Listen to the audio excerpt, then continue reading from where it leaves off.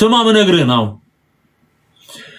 ለሆነ ሰው ልጅሽን አንስተሽ ስትሰጪ የሚሆነውን ነገር ነው ምነግርሽ ለሆነ ሰው ልጅህን አንስተህ ስትሰጥ የሚሆነውን የክርስትና አባት ብለ አምጥተ የሆነ ሰው ጎትተ ጨርቅ ይገዛለታል ጫማ ይገዛለታል ብለ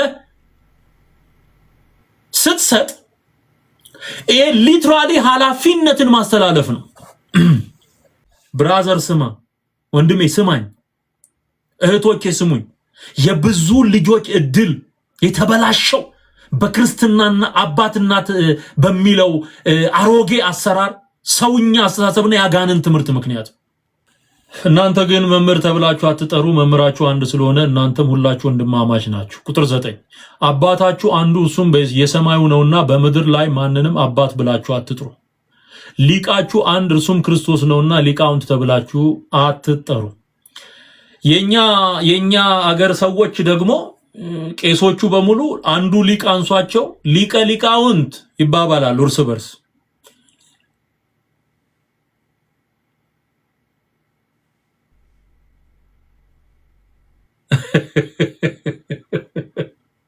አንዱ ሊቅ አንዞት ሊቃውንት አራት አይና ሊቅ ይባልልሃል ማለት ነው ምንም ማንም ሊቅ እንዳይላችሁ ብሎ ጌታ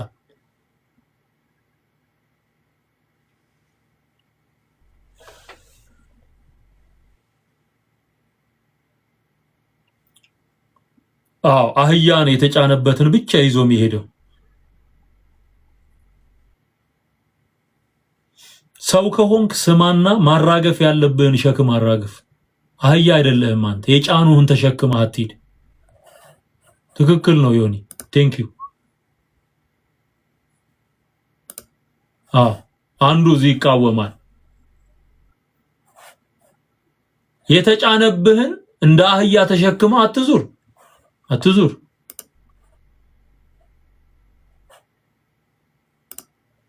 ሰው ከሆንክ አእምሮን አሰራው ሚነገርህን ኢቫሉዌት ማድረግ ጥሩ ነው ኢቫሉዌት ማድረግ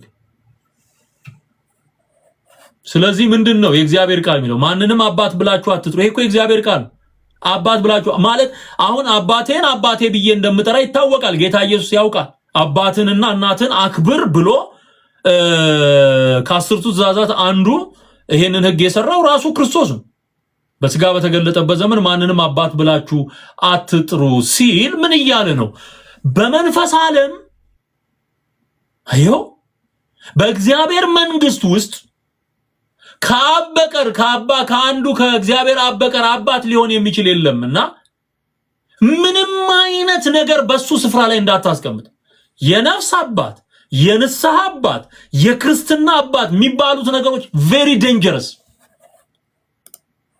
በጣም አደገኛ አሰራር ነው በጣም አደገኛ ያጋንን ትምህርት የምለው ለዛ ምክንያቱም ይወላችሁ ጌታ ዳግመኛ ስለመወለድ ሲያስተምር ከእግዚአብሔር ስለመወለድ ነው ያስተማረው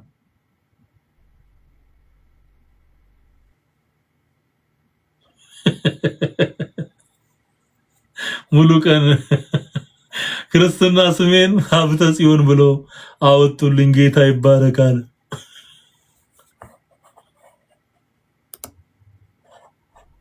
ደስ የሚለኝ ነገር ቢኖር ወደ ጌታ እንደምመለስ አውቀው ነው መሰለኝ የክርስትና ስሜን ሀብተ ጽዮን ብለው አወጡልኝ ጌታ ይባረክ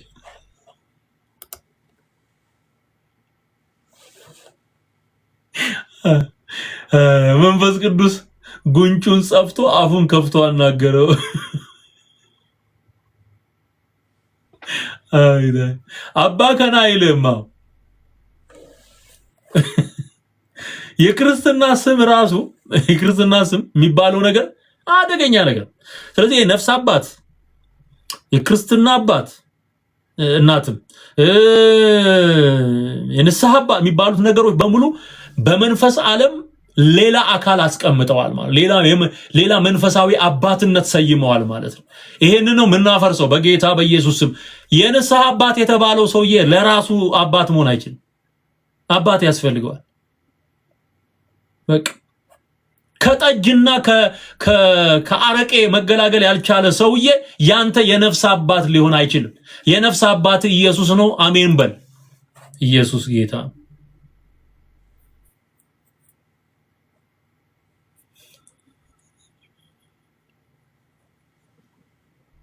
አታስቁኝ ዋጋችሁ። የኔ ደግሞ ፍሬ ሰንበት ነው አለኛ።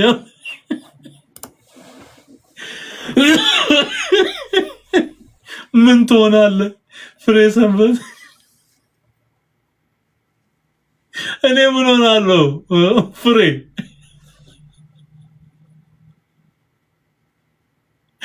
ሆይ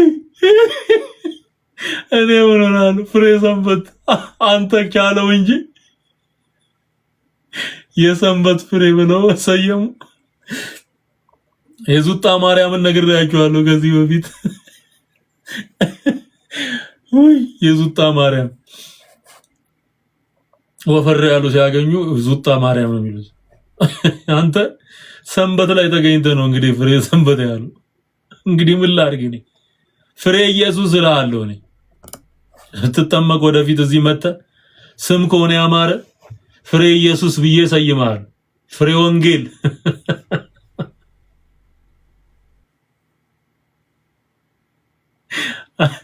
እና የክርስትና ስም የሚባለው ራሱ እዚህ ላይ አንድ ሲሪየስ ነገር እንነጋገር። መቼም አንዳንዱ ነገር ስለሚያስቅ ነው ትንሽ ፈገግ የምንለው እንጂ ሲሪየስ ጉዳይ ነውና የክርስትና እናትና አባት እንዳለ ሆኖ ከዛ ቀጥሎ ያለው ችግር ስም ይሰየምለታል። ገብረ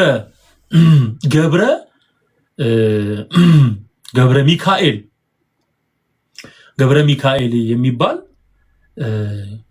የሚካኤል ስራ ሚካኤል የሰራው ማለት ነው። ኖ ገብረ ሚካኤል ማለት የሚካኤል ባሪያ። ይቅርታ ገብረ እርግጥ ነው ገብረ ሰራ ነው፣ ግን ባሪያ የሚል ትርጉም ያመጣል። ወለተ ሲሆን ደግሞ ልጅ ማለት ነው። ወለተ ሰንበት። አንቺ የሰንበት ልጅ ነሽ ሀና። ወለተ ኢየሱስ ብለሽ ቀይሪው።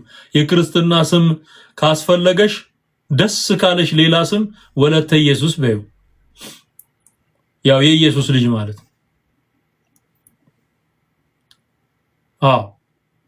ገብረ ሚካኤል ብሎ የሚካኤል ባሪያ። አንተ የሚካኤል ባሪያ ነው ወይ? ሚካኤል ራሱ እኮ የእግዚአብሔር ባሪያ እኮ።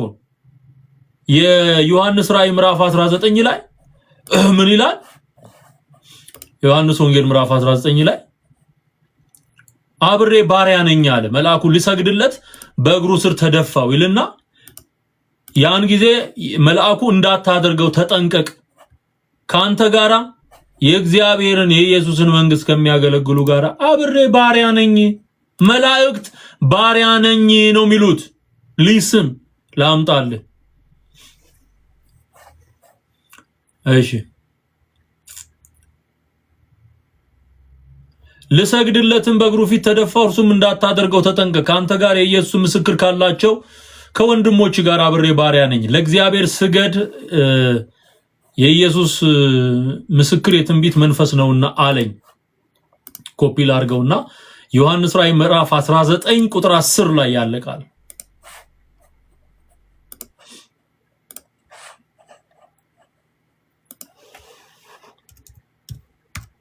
ራእይ ምዕራፍ 19 ቁጥር 10 ተመልከት ወንድሜ። መላእክት ራሳቸውን ባሪያ ብለው ነው የሚጠሩት። ሚካኤል ባሪያ ነኝ ብሎ እያሰበ እያመነ የነገረህ አንተ ገብረ ሚካኤል ተብለ የሚካኤል ባሪያ፣ ገብረ ማርያም ተብለ የማርያም ባሪያ ስትባል እንትኑ እንዴት ነው? አይሰማህም ወይ? የእግዚአብሔር ቃል ኃይል አያገኝህም ወይ? በቃ ባሪያ መሆናቸውን ያውቃል። እነ ጳውሎስ ደግሞ ባሪያ ነን ያሉት ለኢየሱስ ነው። እስቲ ለምሳሌ ጳውሎስ ባሪያ ነኝ ሲል የተናገረው ለኢየሱስ መሆኑን ላሳያችሁ። የይሁዳ መልእክት ምዕራፍ 1 ቁጥር 1 የኢየሱስ ክርስቶስ ባሪያ የያዕቆብም ወንድም የሆነ ይሁዳ በእግዚአብሔር አብ ተወደው ለኢየሱስ ክርስቶስም ተጠብቀው ለተጠሩ ሁሉ። ይሁዳ መልእክት 1 ምዕራፍ ነው ያለው ቁጥር 1 ላይ እነዚህን ጥቅሶች ስታዩ ሐዋርያቱ ባሪያ ብለው ራሳቸውን የሚጠሩት ለክርስቶስ ነው። ባርነታቸው ለክርስቶስ ነው፣ ለኢየሱስ ነው። መላእክትም መተው የተናገሩት እኔ የኢየሱስ ክርስቶስ ባሪያ ነኝ ብለው ነው።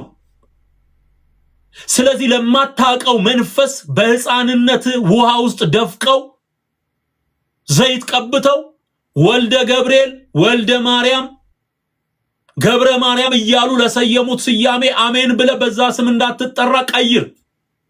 በተለይ መጠሪያ ስማችሁ የሆነ ቆርጠ መጣል ነው ያለብህ። እግዚአብሔር ምስክሬ ነው። ይሄ እርግማን። አንተ የእግዚአብሔር ልጅ እንጂ የማንም ባሪያ አይደለም። ለባርነትም ካስፈለገ ለእግዚአብሔር በፍቅር ለክርስቶስ በፍቅር ራሴን ጆሮዬን በስቼ ለክርስቶስ ባሪያ ሆኜ እኖራለሁ። ለማንም ባሪያ አልሆንም። ሃሌሉያ። ከእንደገና ወልደ ገብርኤል የሚለው ሐሳብ በጣም እሱ ራሱ የተበላሽ። የገብርኤል ልጅ ገብርኤል ልጅ የለውም። መላእክት በመንፈስ ዓለም ልጅ አይወልዱም። መንፈሳዊ ልጅም የላቸውም። በመንፈስ ልጅ የሚወልደው ከእግዚአብሔር ቃል የተወለድ ነው። እኛ የእግዚአብሔር ልጆች ነን። እግዚአብሔር ለኛ አባታችን ነው። ወልደ ገብርኤል ብሎ ጉዳይ የለም። የገብርኤል ልጅ አይደለህም። የሚካኤል ልጅ አይደለም። የአቦዬ ልጅ አይደለም። የተክልዬ ልጅ አይደለህም። የማ ልጅ ነህ? የእግዚአብሔር ልጅ ነህ። ልጅነትን አስመልስ፣ ይልቅ አትፋዘዝ። ወደ ጌታ ወደ ኢየሱስና ተጠመቅና ዳግመኛ ተወለድና ጌታን ተቀበልና እረፍት ይኑር፣ ሰላም ይኑር። ይሄ የእግዚአብሔርን መለኮታዊ ቃል የሚቃወም፣ ምክንያቱም የተወለድነው ከእግዚአብሔር ቃል እንደሆነ መጽሐፍ ቅዱስ ይናገራል። ከመንፈስ ቅዱስ እንደሆነ ይናገራል። እሱን ነው ጌታ ኢየሱስ በዮሐንስ ወንጌል ምዕራፍ 3 ላይ ከቁጥር 5 ጀምሮ ስታነቡ በምሽት እየመጣ ይማር የነበረው የሸንጎ አባል የነበረው ኒቆዲሞስ ሰው ዳግመኛ ካልተወለደ በስተቀር የእግዚአብሔርን መንግስት ሊያይ አይችልም። ከስጋ የተወለደ ስጋ ነው፣ ከመንፈስ የተወለደ መንፈስ ነው። ዳግመኛ ልትወለዱ ያስፈልጋችኋል ስላልኩ አታድንቅ እያለ ሲናገር ምናየው ጌታ ኢየሱስ ዳግመኛ ከእግዚአብሔር መንፈስና ከቃሉ ስለመወለድ ነው። ተወልደ የገብርኤል ልጅ አይደለም የምትሆነው። ዋትስ ሮንግ ዊዝ ዩ? የአርሴማ ልጅ አትሆንም። የሙታን መንፈስ ላይ የተጠራ አትኖርም። የእግዚአብሔር ልጅ ነው የምትሆን። ለምን? የተወለድከው ከመንፈስና ከቃሉ ከሆነ የእግዚአብሔር ልጅ ነው የምትሆን። ጌታ ኢየሱስ ዳግመኛ ልትወለዱ ያስፈልጋችኋል እያለ የሚያስተምር ያንን። እንደዚሁም በጴጥሮስ መልእክት ላይ ሐዋርያው ጴጥሮስ ሲጽፍ ምን አለ? ምዕራፍ 1 ቁጥር 23 ላይ አንደኛ ጴጥሮስ ምዕራፍ 1 ቁጥር 23 ላይ ዳግመኛ የተወለዳችሁት ከሚጠፋ ዘር አይደለም፣ በሕያውና ለዘላለም በሚኖር በእግዚአብሔር ቃል ከማይጠፋ ዘር ነው እንጂ። ከማይጠፋ ዘር ነው የተወለድከው። ከሚካኤል ልትወለድ አትችልም በምንም አይነት መንገድ። በምንም አይነት አሰራር። ለዚህ ነው በሰማይ አባት ብላችሁ ማንንም እንዳትሰይሙ፣ ማንንም እግዚአብሔር ብቻ። ስለዚህ አሁን ሚካኤል አባቴ ሲል እየወጣ ህዝቤ አደንቁረውት ማለት ነው። ሚካኤል አባቴ ይላል፣ ገብርኤል አባቴ ይላል፣ አርሴማ እናቴ ይላል፣ እከሊት እናቴ ይላል፣ እከሌ አባቴ ይላል፣ እከሌ አጎቴ ይላል፣ እከሌ አክስቴ ይላል። በመንፈስ ዓለም የሰየማቸውን ዘመዶች በሙሉ ክዶ አንዱን ጌታ ኢየሱስን ተቀብሎ የዘላለም ሕይወት መውረስ ይችላል። ይሄን ለማድረግ ግን ዳግመኛ መወለድ ያስፈልጋል።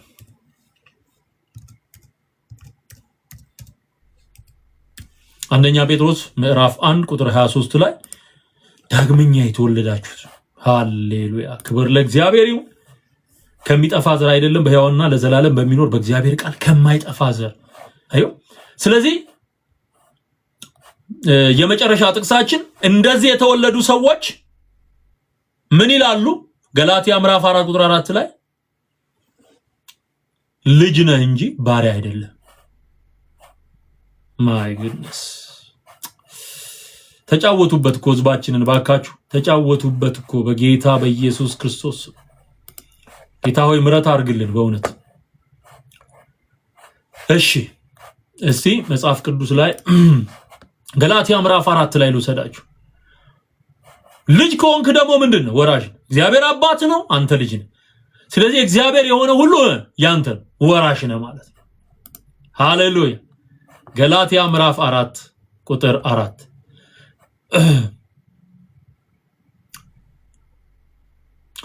ነገር ግን የዘመኑ ፍጻሜ በደረሰ ጊዜ እግዚአብሔር ከሴት የተወለደውን ከሕግም በታች የተወለደውን ልጁን ላከ እንደ ልጆች እንሆን ዘንድ ከሕግ በታች ያሉትን ይዋጅ ዘንድ ልጆችም ስለሆናችሁ እግዚአብሔር አባ አባት ብሎ የሚጮህ የልጁን መንፈስ በልባችሁ ስላከ አሁን የኢየሱስ መንፈስ አንተ ውስጥ ገብቷል ምን ስትል ስታምንና ዳግመኛ ስትወለድ ልጅ ስትሆን የኢየሱስ እግዚአብሔር አብን አባቴ አባ እያለ የሚጠራ የኢየሱስ መንፈስ አንተ ውስጥ ገብቷል ስለዚህ ልጆች ስለሆናችሁ እግዚአብሔር ራሱ አባ አባት ብሎ የሚጮህ የልጁን መንፈስ በልባችሁ ውስጥ ላከው ገባል ሮሜ 8 ቁጥር 14 ላይም ቅድም ያነበብነው ስም በእግዚአብሔር መንፈስ የሚመሩ እነዚህ እግዚአብሔር ልጆች ናቸው ይኸው ከዛ ቁጥር 7 ስለዚህ ከእንግዲህ ወዲህ ልጅ ነህ እንጂ ባሪያ አይደለህም ልጅም ከሆንክ ደግሞ በክርስቶስ የእግዚአብሔር ወራሽ ነህ ኦ ሃሌሉያ ክብር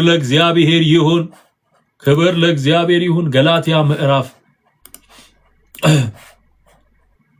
እና የመጥቆራ ልጅና የእግዚአብሔር ልጅ ልዩነት አለው ማለት ነው የመጥቆራ ልጅና የእግዚአብሔር ልጅ ልዩነት አለው እሺ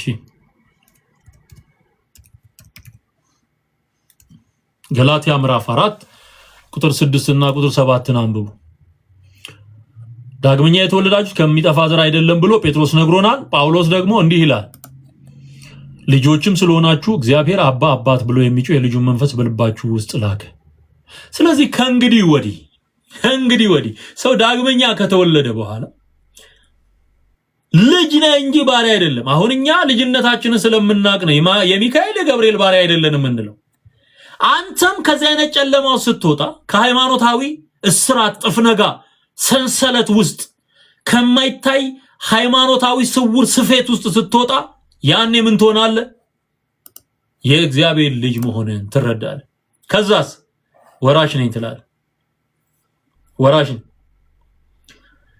ባሪያ አይደል ልጅ ከሆንክ ደግሞ በክርስቶስ የእግዚአብሔር ወራሽ ነህ ስለዚህ የተጠራኸው የእግዚአብሔር ልጅ እንድትሆን እንጂ የማንም ልጅ እንድትሆን አይደል በመንፈሳዊ ዓለም በሰማያዊው ዓለም ከእግዚአብሔር ውጪ ማንንም አባት ብለን እንዳንጠራ ክርስቶስ በማቴዎስ ምዕራፍ 23 ላይ እንደነገረን አባት ብለን የምንጠራው አንዱን ነው ከተረት ተረት ነፃ አውጡ ሰዎች ከፈጠሩት ትብታብ ሃይማኖታዊ ትብታብ ኢትዮጵያን ተብትቦ የያዘ በዝምድና በተተበተበ የዝምድና አሰራር የክርስትና ልጅ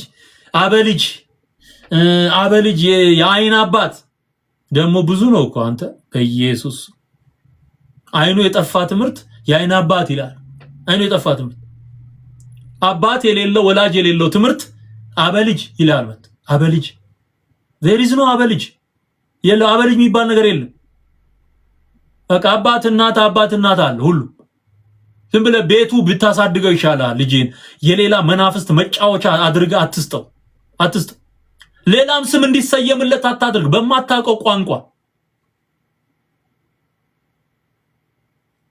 ስህነ ድንግል ጸዳለ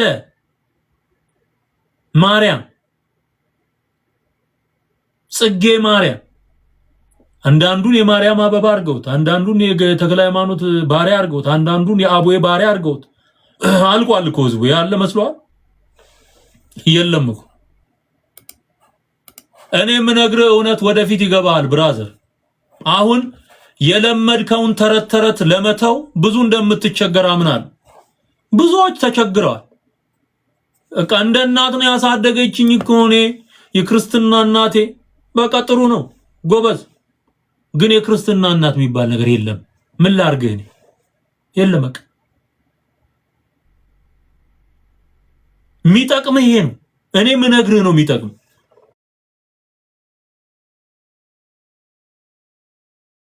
ብትሰማ ነው ሚረባ።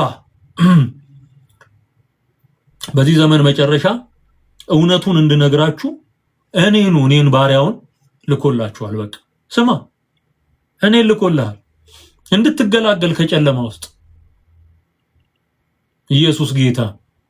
አትደናበር።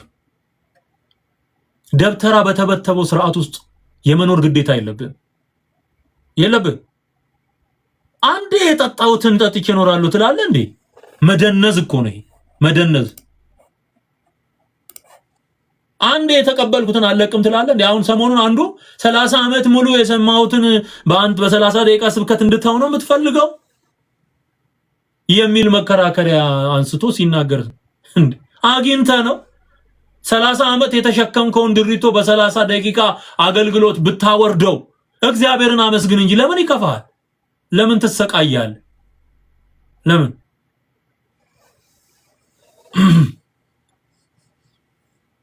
ስለዚህ ተንኮለኛ ቄሶች፣ ደብተሮች የጀመሩት ነው። በተለኛ ሀገር ባለ ኮንቴክስት እንጂ የክርስትና እናት የክርስትና አባት የሚል በእግዚአብሔር ቃል ውስጥ በመጽሐፍ ቅዱስ ውስጥ እንዲህ አይነት ተረት የለም። ክርስትና አባትም እናትም ሲደረጉ አውራጣት ተይዞ የሚደገም ድግምት አለ። ሊስን ስማ፣ የሚደገም ድግምት አለ። አውራጣት ይያዛል የሚባል ነገር አለ። እሱ ተደርጎ ነው ከዛ ክርስትና አባት ነው እናት ያመጡት ልብስ ምናምን ይለበስ ይባላል። እንጀራ ላይ ልጁን ያንከባልሉታል ምናምን። ይሄ በሙሉ የጥንቆላ ስርዓት ነው። ጥንቆላ ነው። ሰው የሚበላው የለ እንትን እንጀራ ላይ ላንከባል ይላል። ይሄ በሙሉ ክርስቲያናዊ ማለት የክርስትናን መንገድ የሚቃወም ነገር ነው።